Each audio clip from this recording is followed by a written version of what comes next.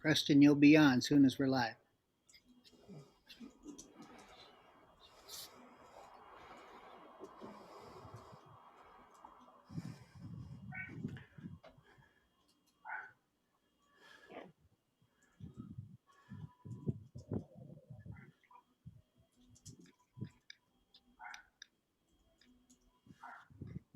All right, hitting the button.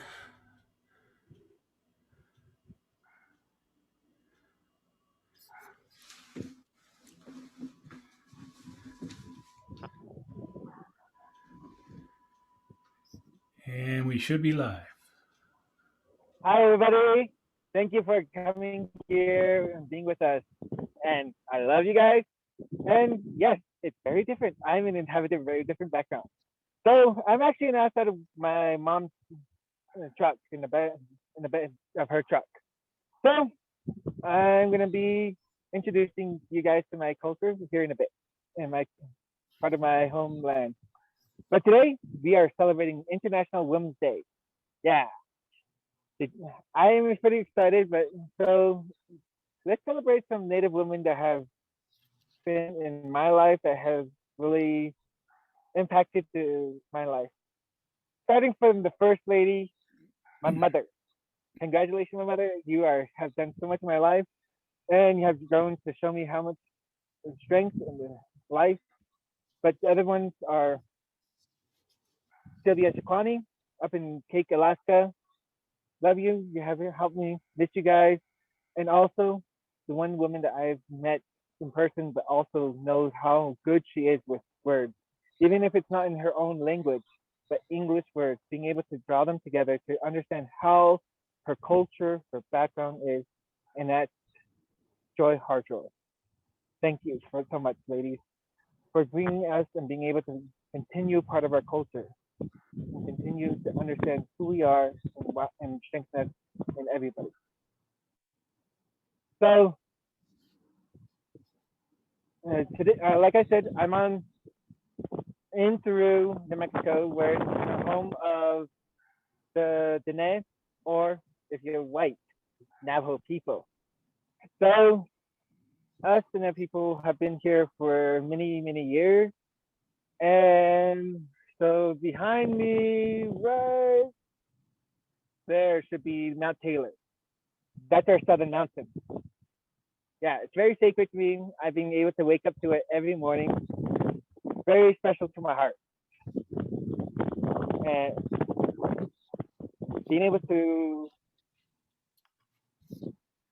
show you that because that's my east direction.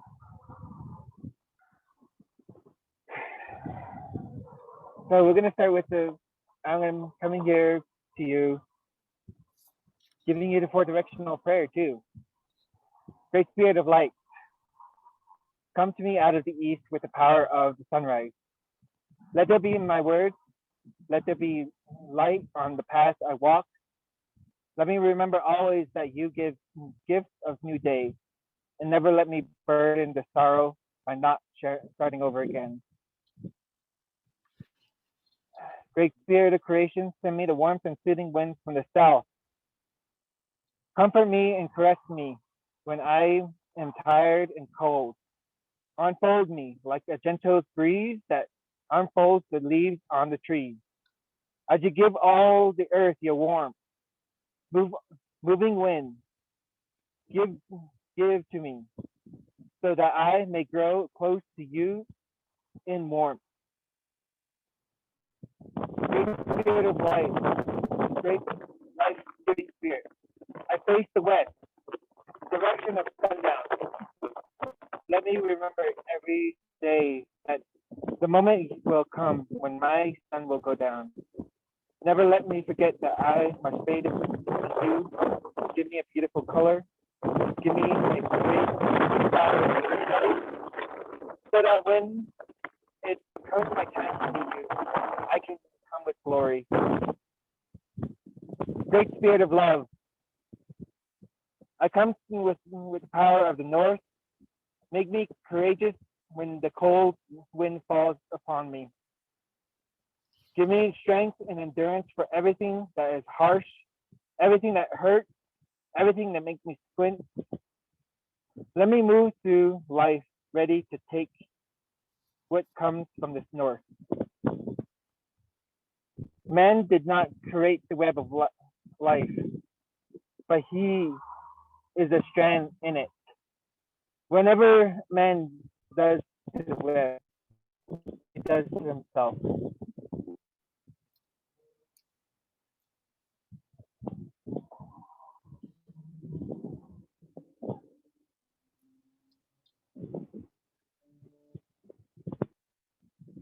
Thank you.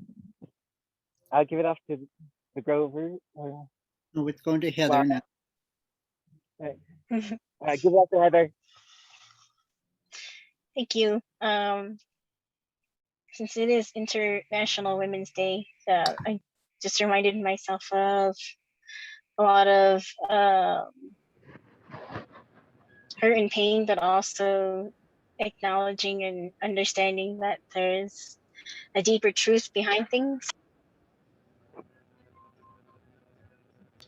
And so just trying to figure out how to do it, but at the same time, I just realized that it's like I'm trying to think of someone in the past that had a huge influence on me that are women, but then I realized that historical accounts of women doing great things internationally, especially Native women, I really don't know any of that information, which is kind of sad because like that's not really taught to us as children or as people on the Navajo Nation. Like we're not taught our own significance in history.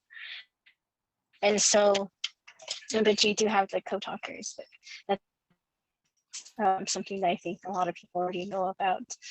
And so now with it being with women, I'm like, wow, there's a lot of stuff written by men and everything. And when Preston mentioned Joy Harjo, we actually had found this book. Yeah, you can. It's probably inverted, but it's called For a Girl Becoming, and it's just a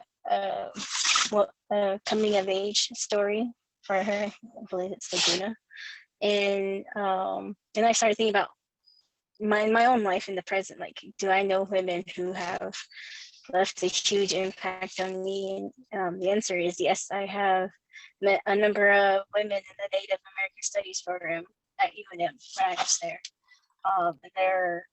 They taught me that there is more to life than just hate.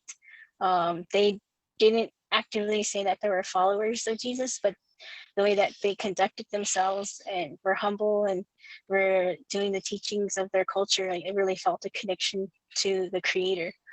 And they taught me to really emphasize and look towards our ideas in traditional culture, especially viewing the earth as a woman, as a mother. And that's like one of the major things that they always taught me. And one of the things is that in a lot of Native culture, I'm not sure, but the drum as a heartbeat, that has really made me realize too, like the drums are a heartbeat, and you get reminded of when you're in the womb, when you hear the heartbeat, and it's just that rhythm. And so that's what I was thinking about, and that's what I want to share and bring a voice to. And yeah, and also just remembering all those people, all those women. So yeah, and take it away, Grovers.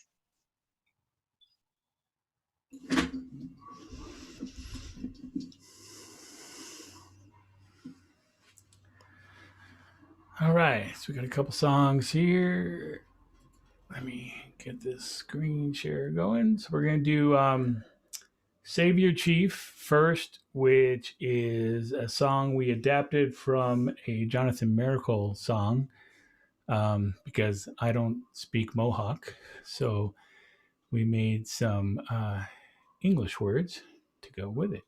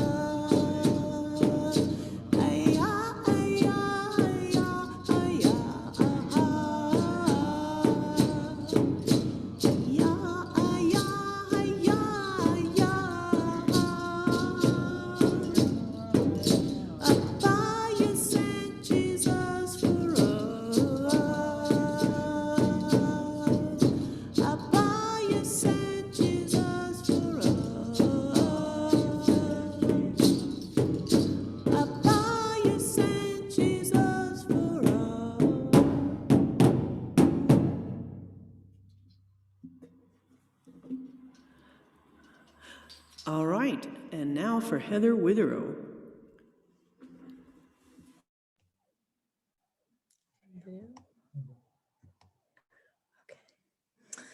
Good evening, everybody. Happy Women's Day, International Day. We greet you from here in New Mexico, but I want to introduce you to one of my good friends, Alina, and I'm hoping I can share a screen shot of her. Okay, I'll wait a second. Do you think you can set it up for me so I can show her?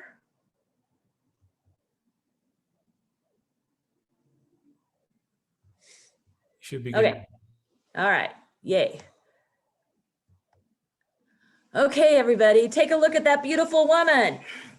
She is my friend Alina Letete, and she comes from the kingdom of Lesotho, which is a tiny little country. If you go to the bottom of the world, you find the country of South Africa. And in the middle, towards the southeast end, there's this little country in the middle of South Africa. South Africa surrounds it, and Lesotho is right there. It is its own kingdom, and it did not get conquered by South Africans, and so it's reigns supreme still. But Alina moved to South Africa, and that's what I met her. My family and I have lived in South Africa for 15 years, and we've recently relocated. But the reason I wanted to share about her is her influence in my life. I met Alina in 2012 when she came to one of my workshops. I'm an educator and I do teacher training. And this incredible woman, along with her husband, Isaac, were looking out their door and they saw all these little kids just running around outside. Kids who were 2 years old, 3 years old, 4 years old, with no adult supervision. And they thought, this isn't right. This is not right. These little kids need to have some place safe to go. And so they went around to the parents and asked for permission to take them in during the day while the parents worked or were away. At the time, get this, Alina and Isaac, her husband, were 63 years old. They were retired. They could be putting up their feet and just relaxing now, but they saw a need and they said, we need to meet that need. And so she started this little preschool, but her problem was she didn't know how to teach. She didn't know how to do that. So she came to my workshops and that's where I met her. And that has begun, I mean, that was 2012. I mean, here we are, it's 2021 now, and we've had this incredible friendship. And you can see by her face, the joy that's there. But I also want you to understand something about Alina. She also knows pain. She could really speak to you about this verse that's found in John. I have told you these things so that in me, you may have peace. In me, you may have peace. But in this world, you will have trouble. But take heart. I have overcome the world. You see, Alina is familiar with trouble. She is familiar with disappointment. She is familiar with hardship. She is familiar with isolation. She is familiar with need because her sister, over 20 years ago, over about 30 years ago now, passed away because of HIV and AIDS. If you know anything about Southern Africa, it was decimated by the AIDS pandemic. And so she took her sister's kids in and raised them. So she, again, she saw a need and she did that. And then she raised those kids up well. So well, in fact, that they were starting to help take care of her and Isaac. But then again, tragedy hit. And in 2018, her youngest son, her adopted son, her nephew, was coming out of a doorway not too far from their home and was misidentified by an assailant. And the assailant killed him, killed Lebahang, and left him for dead. And then the terrible thing is he realized that he had killed the wrong person and waited for the correct person to come out and then killed him. So the police found 2 bodies on the ground. And that's how Alina found out that Lebahang had died. And so the reason I share this is because take heart, people. God has overcome this world, but there are terrible things that happen. And one of the lessons she also taught me, not only identify people who are in need and meet that need, but she also taught me how to grieve.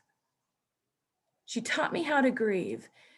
And she didn't put her grief under the table. She cried long and hard. And in Africa, what you do, you go and you sit with people in their grief. You don't say anything, you just hold hands, you love on each other, and you sit. And then in September, she came to me at another workshop, and I'm going to show you the next picture if I can. I don't know if I can. Let's see. I don't know if I can, sorry. It was right next to it. Okay, there it is, sorry. I don't know, can you see that? No. Okay, sorry. I can't show you the next picture, sorry. Anyway, she came, and in your eyes, you can see her smiling, but she's also sad because she's missing her son. And so just as an encouragement, you know, this world has trouble. And sometimes we just think we should be happy all the time and good things should be happening all the time. But that's not what this world is about. Oftentimes, hard things happen. But in the midst of it, good things happen too. We can find places to celebrate. We can find people to hold and hug and love, just like I'm doing there with Alina right there. Because God is good and there's peace in him. And that's the lesson that I've learned from my good friend, Alina. So that's what I wanted to share with you guys.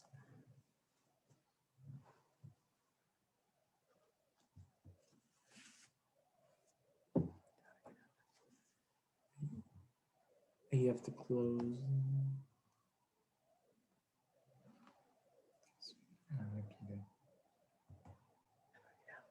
You have to close that. Yeah, if you float up to the top of your screen, then a thing should Stop share. pop Okay, down. Yeah. there we go. Sorry, you guys.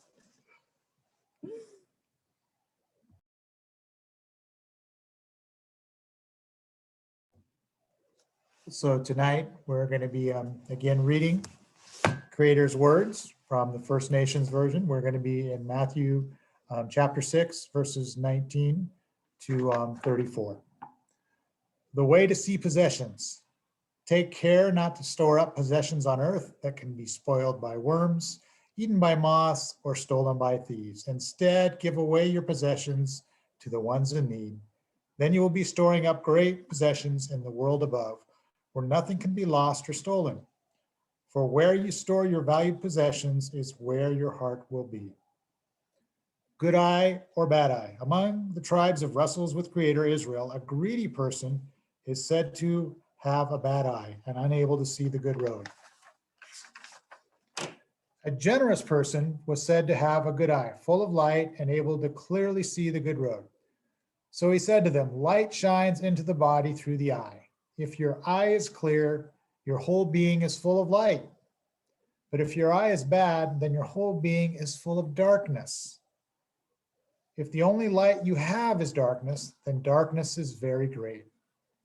No one can be loyal to two rival chiefs. You will have to choose between them.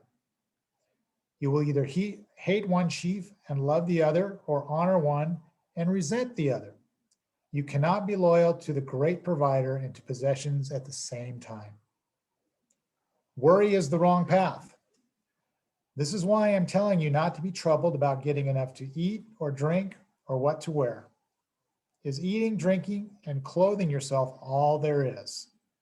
Does your life not have more meaning than this? Look to the winged ones who soar on the wind. Do they plant seeds and gather the harvest into a storehouse? No, but the Great Spirit gives them plenty to eat. Do you not know he cares even more for you? Can worry add even one more step to the length of your life's journey? Why do you trouble yourself with what to wear? Have you seen how the wildflowers grow in the plains and meadows? Do you think they work hard and long to clothe themselves? No, I tell you not, even the great chieftain stands in peace. Solomon, wearing his finest regalia, was dressed as well as even one of these. If Creator covers the wild grass and the plains with such beauty, which is here today and gathered for tomorrow's fire, will he not even better care of you? Why is your faith so small? There is no need to say, what will we eat? What will we drink? What will we wear? This is what the nations who have lost their way have given their hearts to. But your Father from above knows you need these things. If you will make Creator's good road your first aim, representing his right ways, he will make sure you have all you need for each day. So do not worry about tomorrow's troubles. It is enough to trust Creator to give you the strength you need to face today.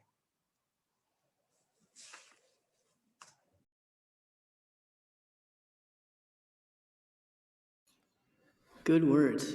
Thank you. All right. Well, I'm going to tell you about some women who have been very influential to me in my walk with Creator Sets Free. The first one I'll mention is my mom, Vicki Sweeney. She always took us to church growing up. And another notable thing about her, there's no small thing, is that she was compassionate towards people who are psychologically frail.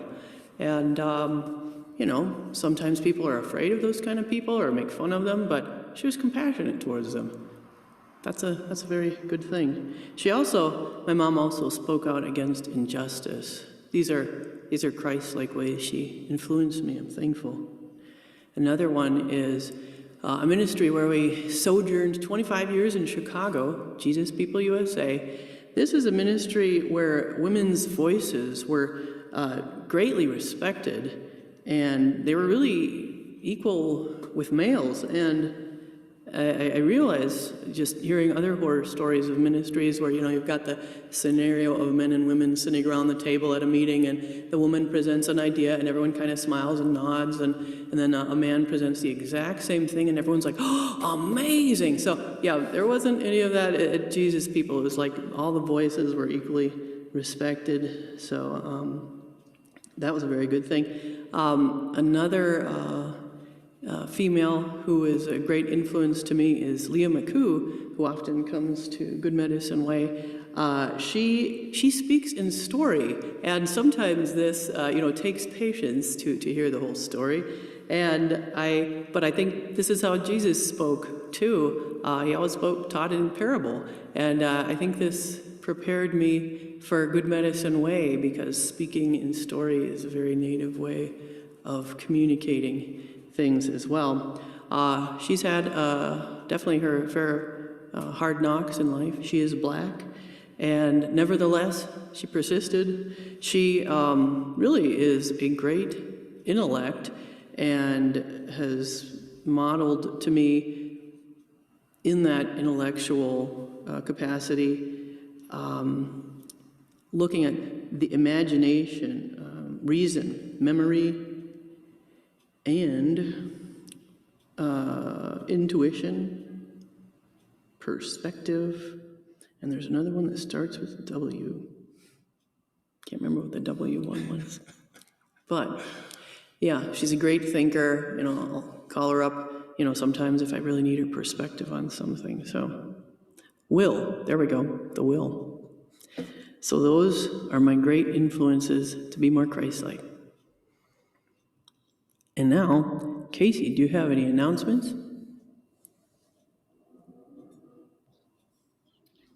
Yes, just as we began tonight, I announced that tomorrow, I and many others in the NATE's faculty and staff and administration are going to be meeting with the ATS Accreditation Committee. So I will be meeting at 10:30 tomorrow morning with David Skeen and one of the representatives, Terry LeBlanc as well, and we'll be talking over field education, taking interns in possibly for summer 2022 here in Albuquerque. We will be hosting that. So Good Medicine Way, you'll be part of that. And we look forward to that'll be a big ministry that we'll be doing then. Kimberly as well will be meeting with alumni and PhD student uh, for a talk with the accreditation staff as well. And we just need your prayer during this time. It's a very big move. If you don't realize, we're going to be one of the only Indigenous, totally run Indigenous programs that will be accredited as a seminary. The same kind of accreditation that the big schools got, like Princeton, Yale, Fuller, Asbury, and others. But that's the kind of accreditation that we'll be looking at. I don't believe there's any other announcements, just that to keep our Navajo Nation in prayer. I just had a talk today with a pastor from the Church Rock area, and they're feeling a lot of COVID stress. And his ministry over this past few months, he has done 16 COVID related funerals. And it's just taken its toll on him and others. And he wants our prayers then too. So, other than that, I don't have any other ones except the women's meeting. Or you still have that, right? My God, yep. Every Wednesday night at 7 Mountain Time, you're welcome to come. We're going through Thomas King's The Inconvenient Indian, where he's busting myths about Indian settler relations in the U.S. and Canada. So ladies, come on over to that. And at the end of the month, we'll be doing our Native Passover right online here for the Good Medicine Way time. That's coming up.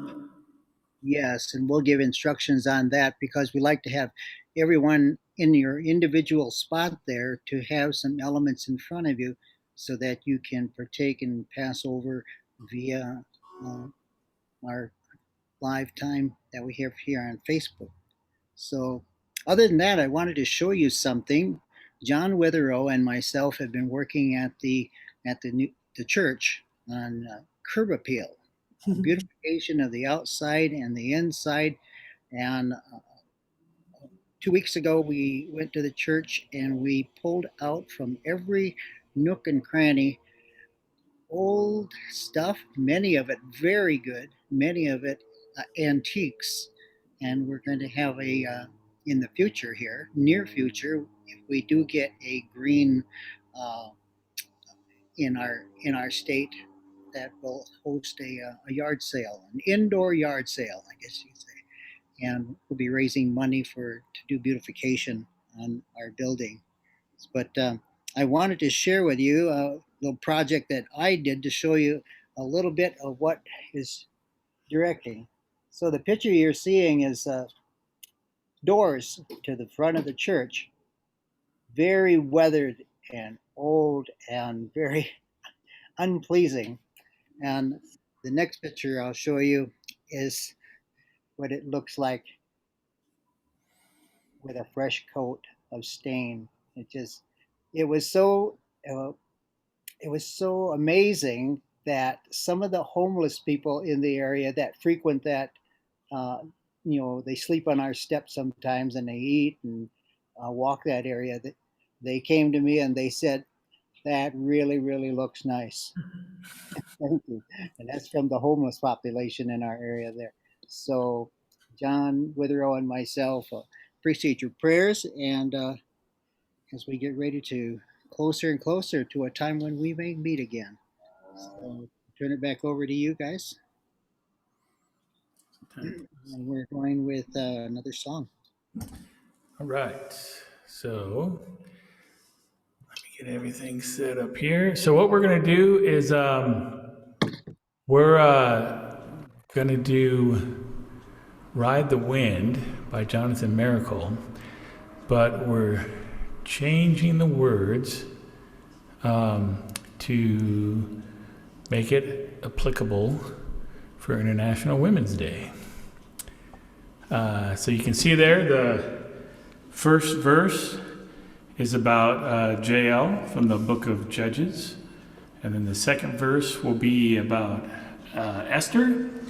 And the last verse will be about the woman who anointed Jesus with oil. And after that happened, Jesus said that whenever people speak of me, her story will be told.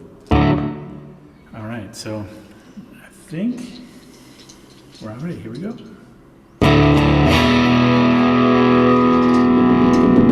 When the wind of the Spirit blows, warrior, come on and ride the wind.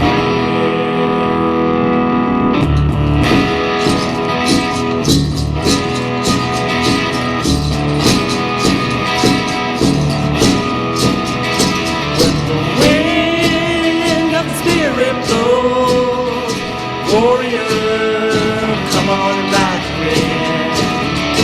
When the wind of the Spirit blows, warrior, come on and ride the wind.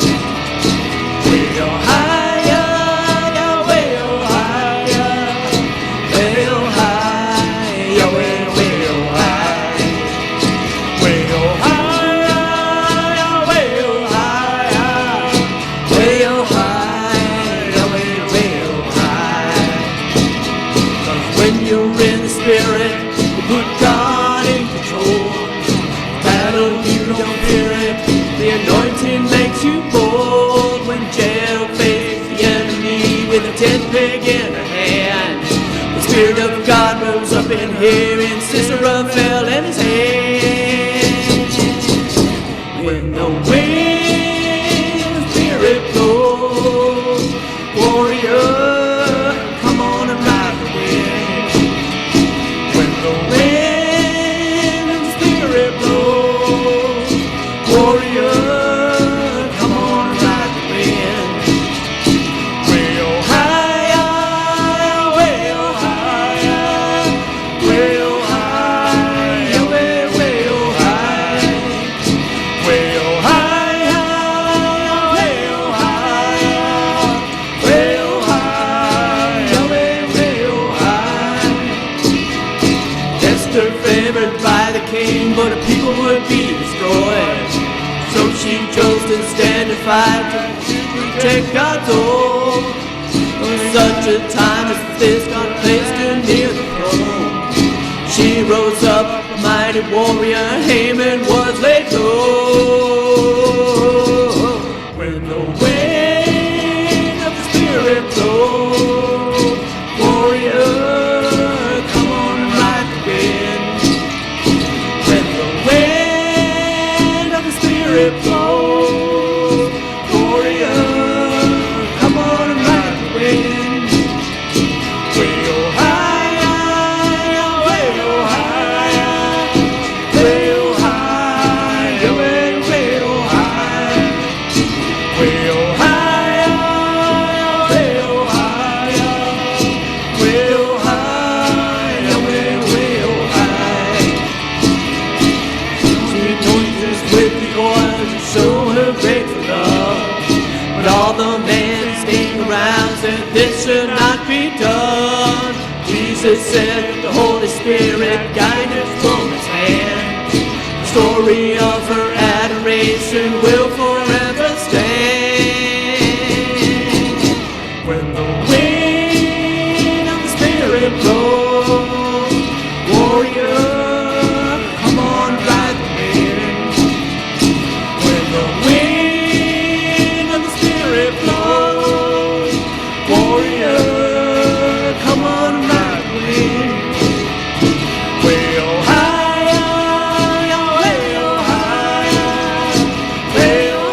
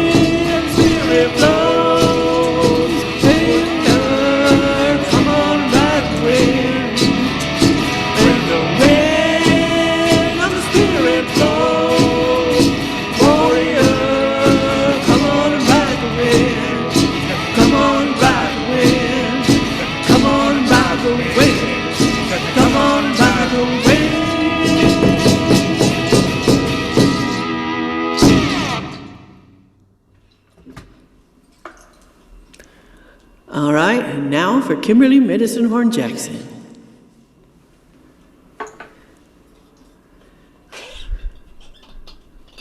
Hello, everyone. Oh, that was a great song. I loved it. I wanted to share with you a land acknowledgement, which was prepared by Susan Dominguez for the Social Justice Institute use in March of 2019. I live in the state of Ohio, and more specifically up in the northeastern part of Ohio, about 30 miles east of Lake Erie. In recognizing the land upon which we reside, we express our gratitude and appreciation to those who lived and worked here before us, those whose stewardship and resilient spirit makes our residence possible on this traditional homeland of the Lenape, the Shawnee, the Wyandot, Miami, Ottawa, Potawatomi, and other Great Lakes tribes, including Chippewa, Kickapoo, Wee, Piankashaw, and the Kashkashkia. We also acknowledge the thousands of Native Americans who now call Northeastern Ohio home. Case Western Reserve University and the greater Cleveland area occupy land officially ceded by 1,100 chiefs and warriors signing the Treaty of Greenville in 1795.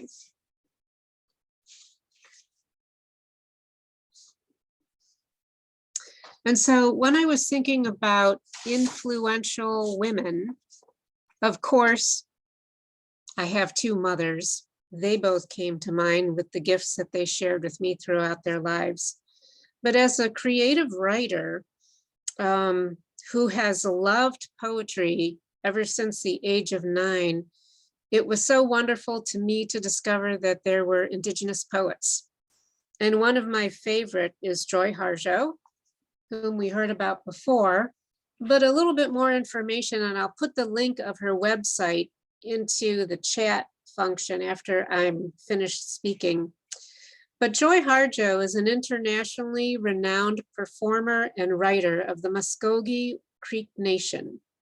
She is serving her 3rd term as the 23rd Poet Laureate of the United States, as named by the Librarian of Congress, Carla Hayden. She is only the 2nd poet to be appointed for a 3rd term. She was born in Tulsa, Oklahoma. She's the author of 9 books of poetry, 2 award-winning children's books, and the editor of 2 anthologies. Joy Harjo has won numerous awards for her written work and also performs with her saxophone and flute, solo and with her band, Aerodynamics Band, spelled AAROW, Dynamics, and previously with Joy Harjo and Poetic Justice. Harjo has produced 6 award-winning music albums. She has won an Emmy for Best Female Artist of the Year. And her newest album is called I Pray for My Enemies. Really, there's too many accolades about her body of work to mention here. So I encourage you to go onto her website to learn more about her.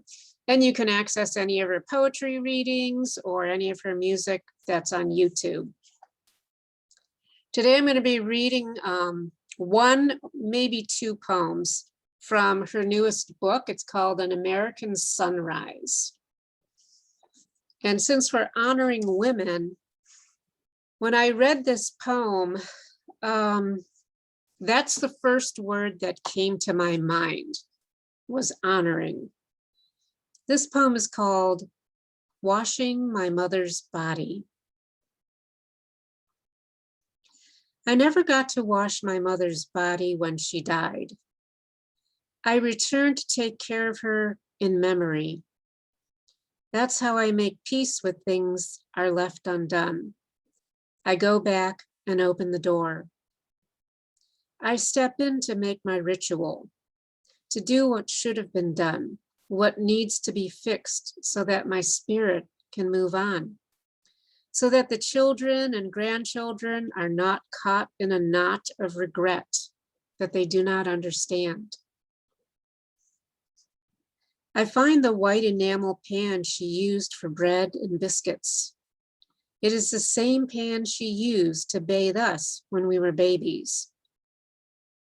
I turn the faucet on and hold my hand under the water until it is warm, the temperature one uses to wash an infant. I find a clean washcloth and a sack of washcloths. She had nothing in her childhood. She made sure she had plenty of everything when she grew up and made her own life. Her closets were full of pretty dresses, so many she had not time to wear them all. They were bought by the young girl who wore the same flour sack dress to school every day, the one she had to wash out every night and hang up to dry near the wood stove. I pick up the bar of soap from her sink, the same soap she used yesterday morning to wash her face. When she looked in the mirror, did she know that it would be her last sunrise? I move over pill bottles, a clock radio on the table by the bed, a pen, and set down the pan. I straighten the blankets over her to keep her warm, for dignity. I start with her face. Her face is unlined even 2 months before her 80th birthday.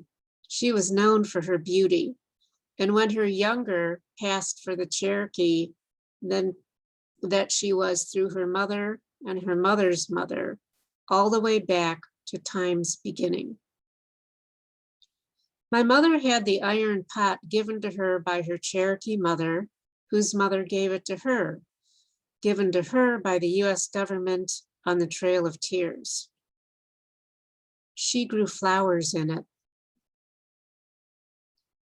As I wash my mother's face, I tell her how beautiful she is, how brave, how her beauty and bravery live on in her grandchildren. Her face is relaxed, peaceful. Her earth memory body has not left yet. But when I see her the next day, embalmed and in the casket in the funeral home, it will be gone. Where does it go? It is heavier than the spirit who lifted up and flew. I think of it making the rounds to every place it has loved to say goodbye. Goodbye to the house where I brought my babies home, she sings. Goodbye to June's bar where I was the shuffleboard queen. I cannot say goodbye yet. I will never say goodbye. I lift up each arm to wash. Her hands still wear her favorite rings.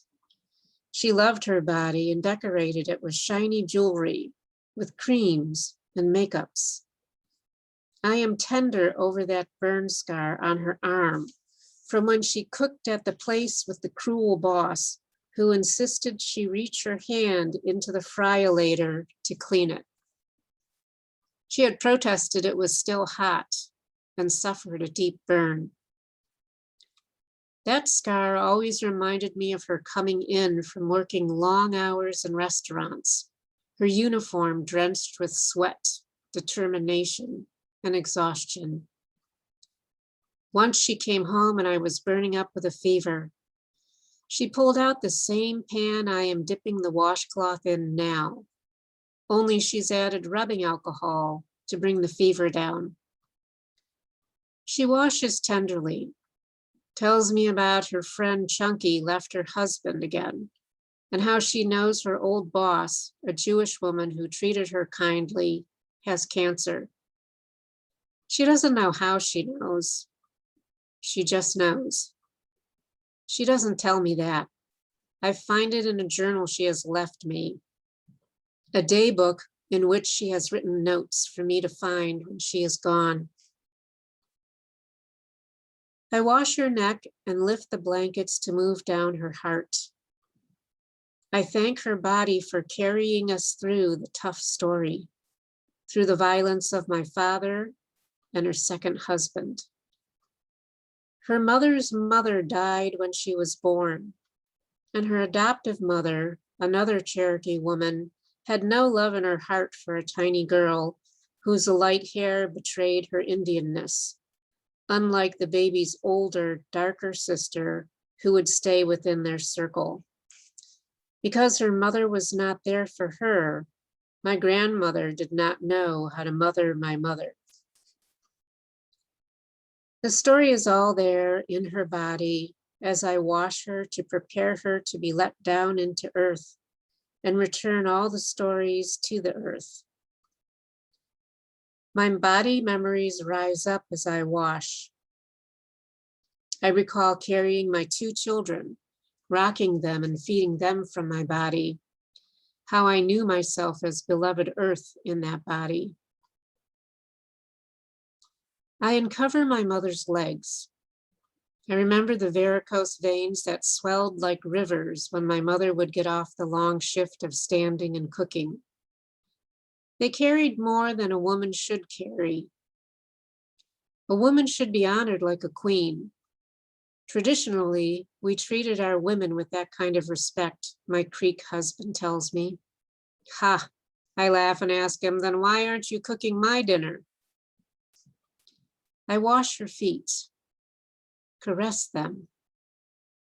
You will have some rest now, I tell my mother, even as I know my mother was never one for resting. I cover her. I make the final ring of the washcloth and drape it over the pan. I brush my mother's hair and kiss her forehead. I ask the keepers of the journey to make sure her travel is safe and sure. I ask the angels whom she loved and with whom she spoke frequently to take her home. But wait, not before I find her favorite perfume. Then I sing her favorite songs softly. I don't know the name of the song, just a few phrases. One of those old homemade heartbreak songs where there's a moment of happiness wound through. I then let her go.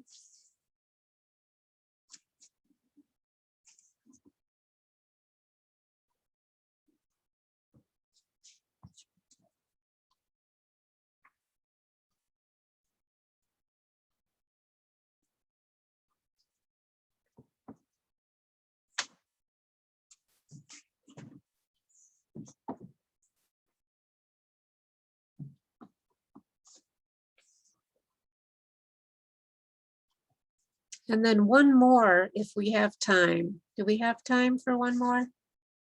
All right. This one is called Bless This Land. And to me, it's a prayer, but poetry can be a prayer. Bless this land from the top of its head to the bottom of its feet, from the Arctic old white head to the brown feet of tropical rain. Bless the eyes of this land, for they witness cruelty and kindness in this land. From sunrise light upright to falling down in your knees night. Bless the ears of this land, for they hear cries of heartbreak and shouts of celebration in this land. Once we heard no gunshot on these lands. The trees and stones could be heard singing. Bless this mouth, lips, and speech of this land, for the land is a speaker, a singer, a keeper of all that happens here on this land. Luminous forests, oceans, and rock cliffs sold for the trash glut of gold, uranium, or oil bust. Rush yet, there are new stories to be made, little ones coming up over the horizon. Bless the arms and hands of this land, for they remake and restore beauty in this land. We were held in the circle around these lands by song, and reminded by the knowers that not one is over the other. No human above the bird, no bird above the insect, no wind above the grass. Bless the heart of this land on its knees, planting food beneath the eternal circle of breathing, swimming, and walking this land. The heart is a poetry maker. There is one heart, said the poetry maker, one body, and all poems make one poem, and we do not use words to make war on this land. Bless the gut labyrinth of this land, for it is the center of unknowing in this land. Bless the femaleness and maleness of this land, for each holds the fluent power of becoming in this land. When it was decided to be in this manner, here in this place, this land, all the birds made a birdly racket from indigo skyholds. Bless the 2 legs and 2 feet of this land, for the sacred always walks beside the profane in this land. These words walk the backbone of this land, massaging the tissue around the cord of life, which is the tree of life upon which this land stands. Bless the destruction of this land, for new shoots will rise up from fire, floods, earthquakes, and fierce winds to make new this land. We are land on turtle's back. When the weight of the greed overturns us, who will recall the upright song of this land? Bless the creation of new land, for out of chaos, we will be compelled to remember to bless this land. The smallest one remembered, the most humble one, the one whose voice you'd have to lean in 1,000 years to hear. We will begin there. Bless us, these lands, said the rememberer. These lands aren't our lands. These lands aren't your lands. We are this land. And the blessing began a graceful movement, a graceful moving through the grasses of time, from the beginning to the circling around place of time, always moving, always.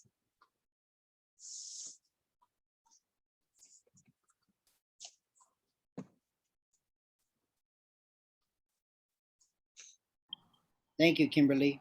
It was Welcome. beautiful.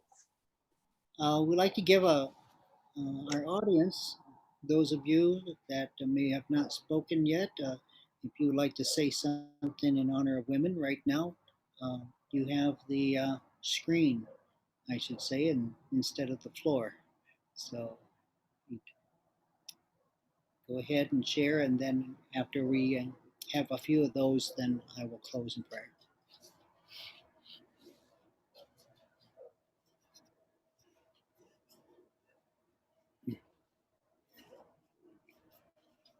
Everybody. Well, I have something to say then. Because before earlier, when I realized, I was like, whoa, I know a lot of Native women, but then I realized, like, wait a minute, I didn't really want to share too much just because of like my background and my history, because women were primarily my childhood abusers. So it was really hard to find relationships with women that were honoring. And so just hearing other women talk about them, I was like, oh yeah, that is right. Like the abuse did hinder my relationships with some women and have expectations that are not real. And so that's a deep pain and suffering. So I didn't realize that was there, but it is there, and that's what I need to heal from. And especially with mothers who are neglectful in some ways. So it's just, that's part of my healing journey. And then God just reminded me, like, you have a lot of women in your life that are very godly and were very honoring towards me and respectful. And they weren't Native, they were Mexican American, they were African American, they were Mongolian women. And there were women who were a different tribe than Navajo. And so I learned a lot from them. And they really helped me understand that not all women are like that. So that was really good and helpful for me. And they really helped me out when I needed it too. So, and that just taught me that women as friends are just as essential. Women as mothers and sisters and aunts, just those relationships are very important. And when they are broken, it takes a long time to heal. And when it is gone or lost, it does take a long time to heal. So it's just like the impact of those relationships when they go bad, but then at the same time, God is working in them and healing that relationship in ways that you can't understand through other women. So just understanding that as more of kind of a web of life and a web of structure and stability. I think that's what women bring to this world. So Thank you. Thank you, Heather. I'm sure there's others that can connect with what you've said. And our prayers go to you for healing. As Leah was mentioning in our last meeting, that sometimes lament is needed and prayers are needed. So our prayers are with you, Heather, as you seek healing in your life. I want you to know that. And anyone else? Well, I've had a interesting journey as I think of International Women's Day. I lost my mom just within the last week and a bit due to COVID, and so went home and was able to see her just before she passed into the next part of her journey. And so it's been a interesting week. I was privileged to have a mom who found God in a very remarkable way and walked in off the street, and her and my dad with 3 little kids and joined the church and changed our lives. And I'm always aware of the impact of women. And so we've been having people, my mom invited people into our home all the time, and people became part of our family. And we heard even from a young guy, well, he's not young anymore, in Hong Kong, who my parents befriended when he was in Regina going to university before he went back to teach in Hong Kong. And just the impact of godly women in our world, that it doesn't have to be the big splashy thing, but women who lead and from the heart change our world. And I think that's just something that has been impacting me again lately. And even I've been sharing in our services from the First Nations version, and looking at the last 2 Sundays I've spoken on my mom and walking gently and caring for others on the good road, and how these are things that sometimes we want to see the big, and who are these big leaders in our lives instead of those who have walked well and just long and just cared, and we don't always give that the high rating that we give people who've changed our world in big ways, and big speakers or big whatever. And I think that's just been really settling in again, is just the journey that my mom had in my life, and but not just mine, but hundreds of others. Right up till the end, she was making blankets to give away to people who didn't have grandmothers to make them blankets. And so she was crocheting right up to the end, and giving blankets away, so young moms could have blankets for their babies. And so just simple things that change our world. Mm-hmm. Thank you, Karen. I just wanted to say thank you to everybody who shared, and it was so from the heart. And as always, I was just really moved by your openness, honesty, by poetry. Heather, bless your heart. You always touch me. And I just wanted to say I love you all, and how important we Christian women are for each other. And I just appreciate each of you. And even though, Casey, you're not a girl, I love you too. And blessings to you all.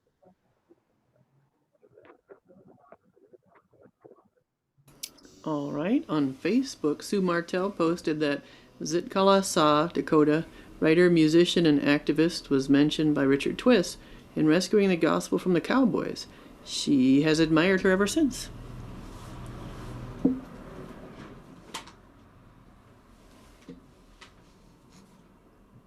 Thank you, everyone, for sharing. My mother, Mary Church Pokagon, she carries the name of our tribe as well. What an amazing woman she was, and very busy raising 7 children that she had to work.